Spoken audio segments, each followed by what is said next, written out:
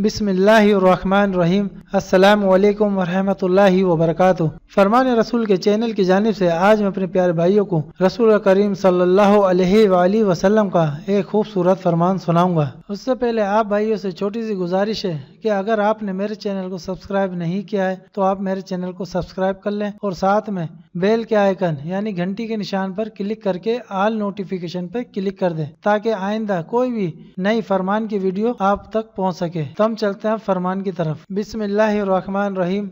जब इंसान फोत हो जाता है, रसूल अल्लाह सल्लल्लाहु अलैहि वसल्लम ने फरमाया, जब इंसान फोत हो जाता है तो 3 कामों, नंबर 1 सदका जारिया, नंबर 2 वो इल्म जिससे इस्तेफादा किया जाए, नंबर 3 और नेक औलाद जो उसके लिए दुआ करे, सिवा उसके अमाल का सिलसिला मुनक़ता हो जाता है। देख सकते हैं नाज़रीन, ये इसका हवाला है। तो नाज़रीन, आपने ये हमारे नबी के इस फरमान को ज़्यादा से ज़्यादा लोगों तक पहुँचाना है, शेयर करना है और अल्लाह ताला हम सबको तौफीक दे कि हम अपनी 5 टाइम की नमाज वक्त पर और पाबंदी से अदा करें और दूसरों को भी नमाज पढ़ने की तलकीन करें। अस्सलामु अलैकुम रहमतुल्लाहि व बरकातुहू। एक दफ़ा फिर से दोहरा देता हूँ, सुन लें आप। बिस्मिल्लाहिर्रहमानिर्रहीम।